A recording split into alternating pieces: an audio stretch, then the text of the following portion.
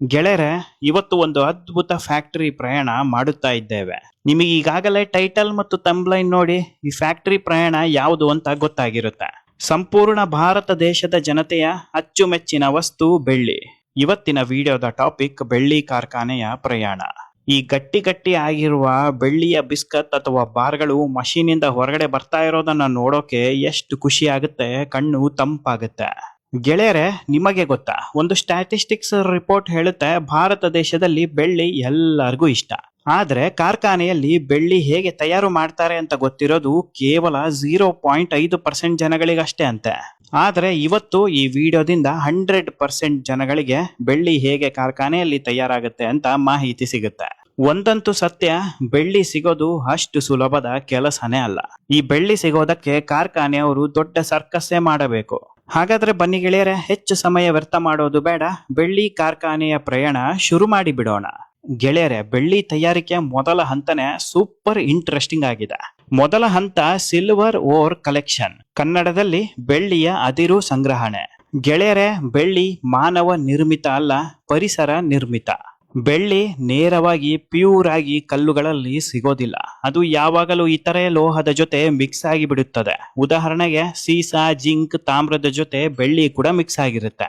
ಸೀಸಾ, zinc, ತಾಮ್ರ, ಬೆಳ್ಳಿ ಎಲ್ಲ ಸೇರಿ ಒಂದು ಕಲ್ಲಾಗಿರುತ್ತೆ. ಸಿಲ್ವರ್ ಓರ್ ಅಥವಾ ಬೆಳ್ಳಿ ಅದಿರು ಅಂದ್ರೆ ಅರ್ಥ ಗಟ್ಟಿ ಕಲ್ಲು. ನೀವು ನೋಡ್ತಾ ಇದ್ದೀರಲ್ವಾ, ಇದೇ ಸಿಲ್ವರ್ ಓರ್. ಈ ಸಿಲ್ವರ್ ಓರ್ ಕಲ್ಲುಗಳನ್ನು ಬಹಳ ಜನ ತೋರಿಸೋದಿಲ್ಲ, ಆದ್ರೆ ನಾನು ಇವತ್ತು ನಿಮಗೋಸ್ಕರ ತೋರಿಸ್ತಾ ಇದ್ದೀನಿ. ಈ ಒಂದು ಕಲ್ಲಿನಲ್ಲಿ ಸೀಸಾ, ಜಿಂಕ್, ತಾಮ್ರ, ಬೆಳ್ಳಿ ಇರುತ್ತೆ. ಭಾರತ ದೇಶದಲ್ಲಿ ಅತಿ ಹೆಚ್ಚು ಬೆಳ್ಳಿ ಸಿಗುತ್ತೆ, ಆದ್ರೆ ಸಿಲ್ವರ್ ಓರ್ ಕಡಿಮೆ ಸಂಖ್ಯೆಯಲ್ಲಿ ಇದೆ. ಮೆಕ್ಸಿಕೋ, ಪೆರು, ಚಿಲಿ, ಆಸ್ಟ್ರೇಲಿಯಾ, ಚೀನಾ ಇವೆಲ್ಲ ದೊಡ್ಡ ಬೆಳ್ಳಿ ಉತ್ಪಾದನೆ ಮಾಡುವ ದೇಶಗಳು. ಗೆಳೆಯರೆ, ಈಗ ನಿಮಗೆ ಒಂದು ವಿಚಾರ ಗೊತ್ತಾಯ್ತು, ಬೆಳ್ಳಿ ನ್ಯಾಚುರಲ್ ಆಗಿ ಭೂಮಿ ಒಳಗಡೆ ಸಿಗುತ್ತೆ ಅಂತ. ಆದ್ರೆ ಮತ್ತೊಂದು ಯೋಚನೆ ನಿಮ್ಮ ತಲೆಯಲ್ಲಿ ಸುತ್ತಾಡ್ತಾ ಇರುತ್ತೆ, ಅದು ಹೇಗೆ ಬೆಳ್ಳಿ ಭೂಮಿ ಒಳಗಡೆ ಸಿಗುತ್ತೆ, ಇದಕ್ಕೆ ಕಾರಣ ಏನು ಅಂತ. ಗೆಳೆಯರೆ, ಇದಕ್ಕೆ ಸಿಂಪಲ್ ಆಗಿರುವ ಒಂದು ಉತ್ತರ ಇದೆ. ಲಕ್ಷಾಂತರ ವರ್ಷಗಳ ಹಿಂದೆ ಭೂಮಿ ಒಳಗಡೆ ವಾಲ್ಕೆನೋ, ಬಿಸಿ ನೀರು, ರಾಸಾಯನಿಕ ದ್ರವ ಹರಿದು ಕಲ್ಲುಗಳಾಗಿ ಬದಲಾಗುತ್ತೆ. ಕಲ್ಲಾಗಿ ಸುಮ್ಮನೆ ಬದಲಾಗಲ್ಲ, ಈ ಮೂರು ಒಟ್ಟಿಗೆ ಸೇರಿದ್ರೆ ಮಾತ್ರ ಕಲ್ಲಾಗಿ ಬದಲಾಗುತ್ತೆ.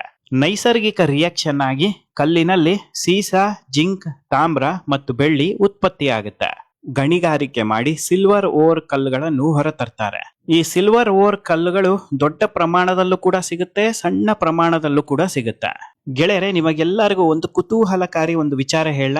ಬರೋಬ್ಬರಿ 1 ಟನ್ ಸಿಲ್ವರ್ ಓರ್ ಕಲ್ಲು ಅಂದರೆ 1000 kg ಸಿಲ್ವರ್ ಓರ್ ಕಲ್ಲಿನಲ್ಲಿ ಎಷ್ಟು ಬೆಳ್ಳಿ ಬರುತ್ತೆ ಗೊತ್ತಾ?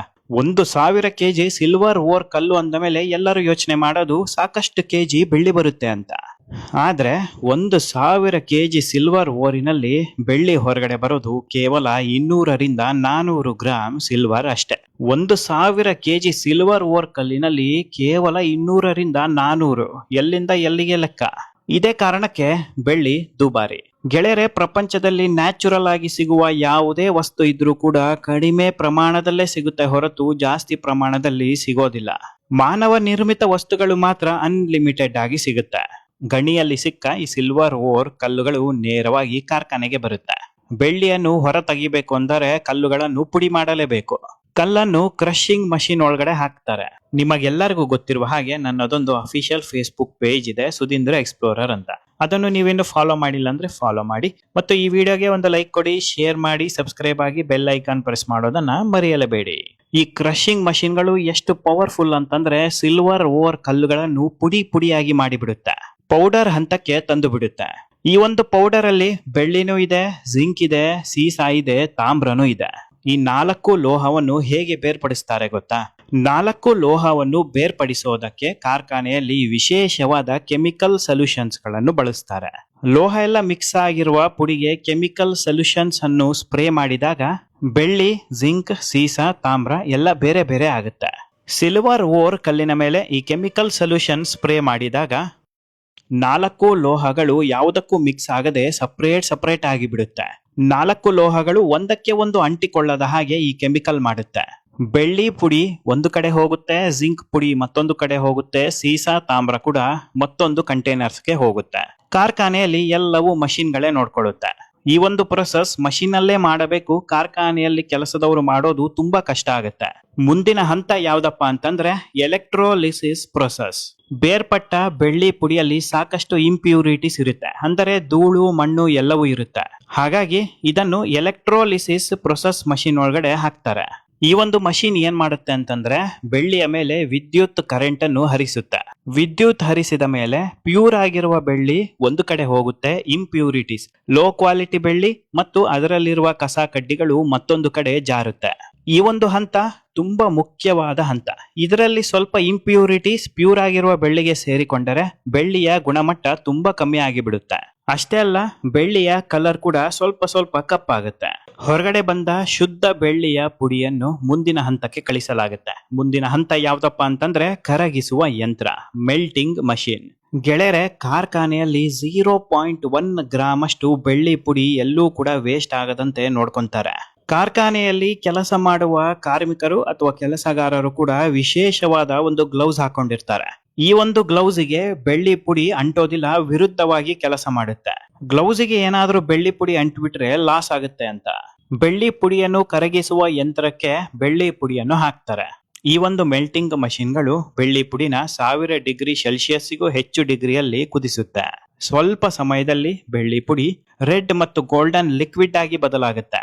ಬೆಳ್ಳಿ ಪುಡಿ ಮೆಲ್ಟ್ ಆಗಿ ಲಿಕ್ವಿಡ್ ಆಗಿ ಬದಲಾದ ನಂತರ ಲಿಕ್ವಿಡ್ ಅನ್ನು ಮೋಲ್ಡ್ ಒಳಗೆ ಹಾಕ್ತಾರೆ. ಈ ಸಿಲ್ವರ್ ಮೋಲ್ಡ್ಸ್ ಗಳಿಗೆ ಮತ್ತೊಂದು ಹೆಸರಿದೆ, ಇದನ್ನು ಇಂಗೋಟ್ ಅಂತ ಕರೀತಾರೆ. ಈ ಒಂದು ಇಂಗೋಟ್ ಮೋಲ್ಡ್ ಅಲ್ಲಿ ಕೇವಲ ಬೆಳ್ಳಿಯನ್ನು ಮಾತ್ರ ತಯಾರಿಸೋದಕ್ಕೆ ಸಾಧ್ಯ. ಕೇವಲ ಬೆಳ್ಳಿಗೆ ಮಾತ್ರ ತಯಾರಿಸಿರುವ ಒಂದು ಮೋಲ್ಡ್ ಅಂತ ಹೇಳಿದರೂ ತಪ್ಪಾಗಲ್ಲ.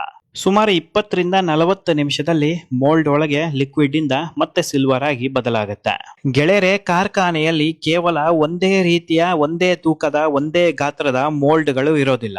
1 kg ಮೋಲ್ಡ್ಗಳು ಇರುತ್ತೆ, 2 kg ಮೋಲ್ಡ್ ಇರುತ್ತೆ, 5 kg ಮೋಲ್ಡ್ ಇರುತ್ತೆ. ಅಷ್ಟೇ ಯಾಕೆ, 100 kg ಮೋಲ್ಡ್ ಇರುತ್ತೆ, 500 kg ಮೋಲ್ಡ್ ಕೂಡ ಇರುತ್ತೆ. ಎಲ್ಲಾ ರೀತಿಯ ಮೋಲ್ಡ್ ಅಲ್ಲೂ ಕೂಡ ಬೆಳ್ಳಿಯನ್ನು ತಯಾರು ಮಾಡ್ತಾರೆ. ಗೆಳೆಯರೆ, ನೀವು ನೋಡ್ತಾ ಇದ್ದೀರಲ್ವಾ, 1 kg ತೂಕದ ಮೋಲ್ಡ್ ಅಲ್ಲಿ ತಯಾರಾಗಿರುವ 1 kg ತೂಕದ ಬೆಳ್ಳಿ. ಇದು ನೋಡಿ ಎಷ್ಟು ಉದ್ದವಾಗಿದೆ ಬೆಳ್ಳಿ. ಇದು ಎಷ್ಟು ಕೆಜಿ ಇರಬಹುದು ಒಂದು ಸಲ ಥಿಂಕ್ ಮಾಡಿ ನೋಡಿ. ಬರೋಬ್ಬರಿ 150 kg ತೂಕ ಇದೆ. 150 kg ಒಂದೇ ಒಂದು ಮೋಲ್ಡ್ ಅಲ್ಲಿ ತಯಾರಾಗಿರುವ ಈ ಒಂದು ಬೆಳ್ಳಿ. ಮೋಲ್ಡ್ ಗಳಿಂದ ಹೊರ ತೆಗೆದ ಬೆಳ್ಳಿಯನ್ನು ಸಿಲ್ವರ್ ಬಾರ್ಸ್ ಅಂತ ಕರೀತಾರೆ. ಮುಂದಿನ ಹಂತ ಯಾವ್ದಪ್ಪ ಅಂತಂದ್ರೆ ಪಾಲಿಶಿಂಗ್ ಮಷಿನ್ಗಳು. ಈ ಸಿಲ್ವರ್ ಬಾರ್ಸ್ ಗಳು ತುಂಬಾ ಡಲ್ ಆಗಿ ಇರುತ್ತೆ ಮತ್ತು ಶೇಪ್ ಕೂಡ ಅಷ್ಟು ಚೆನ್ನಾಗಿ ಬಂದಿರಲ್ಲ. ಶೇಪ್ ಚೆನ್ನಾಗಿ ಬಂದಿಲ್ಲ, ಶೈನಿಂಗ್ ಇಲ್ಲ ಅಂದ್ರೆ ಯಾರು ಕೂಡ ಖರೀದಿ ಮಾಡಲ್ಲ. ಪಾಲಿಶ್ ಮಾಡೋದಕ್ಕೆ ಯಾವುದೇ ರೀತಿಯ ಮಾಡರ್ನ್ ಆಟೋಮೆಟಿಕ್ ಮಷಿನ್ಸ್ ಗಳನ್ನು ಬಳಸೋದಿಲ್ಲ, ಕೈಯಲ್ಲೇ ಪಾಲಿಶ್ ಮಾಡ್ತಾರೆ. ಮಷೀನ್ ಅಲ್ಲಿ ಪಾಲಿಶ್ ಮಾಡಿದ ಮೇಲೆ ಪಾಲಿಶ್ ಅಲ್ಲಿ ಏನಾದ್ರೂ ಹೆಚ್ಚು ಕಮ್ಮಿ ಆದ್ರೆ ಸಿಲ್ವರಿನ ಬೆಲೆ ಕಮ್ಮಿ ಆಗುತ್ತೆ. ನಂತರ ಬೆಳ್ಳಿ ಪಳ ಪಳ ಹೊಳೆಯಲು ಶುರು ಆಗುತ್ತೆ. ಬೆಳ್ಳಿಯ ಬಾರ್ಸ್ ಗಳು ಸಂಪೂರ್ಣವಾಗಿ ರೆಡಿ ಆಗಿದೆ. ಬೆಳ್ಳಿ ನೀಟಾಗಿ ಪ್ಯಾಕ್ ಆಗಿ ಎಲ್ಲೆಲ್ಲಿ ಬೆಳ್ಳಿ ಹೋಗಿ ಸೇರಬೇಕೋ ಅಲ್ಲಿಗೆ ಹೋಗಿ ತಲುಪುತ್ತೆ. ಗೆಳೆಯರೆ, ನಿಮಗೆಲ್ಲರಿಗೂ ಗೊತ್ತಿದೆ, ಫೇಕ್ ಸಿಲ್ವರ್ ಮತ್ತು ಒರಿಜಿನಲ್ ಸಿಲ್ವರ್ ಎರಡೂ ಕೂಡ ಮಾರುಕಟ್ಟೆಯಲ್ಲಿ ಮಾರಾಟ ಆಗುತ್ತೆ. ಈ ಫೇಕ್ ಸಿಲ್ವರ್ ಅನ್ನು ಕಂಡು ಹಿಡಿಯೋದು ತುಂಬಾ ಸುಲಭ, ಕೇವಲ 1 ಸೆಕೆಂಡ್ ಕೆಲಸ ಮಾತ್ರ ಅಷ್ಟೇ.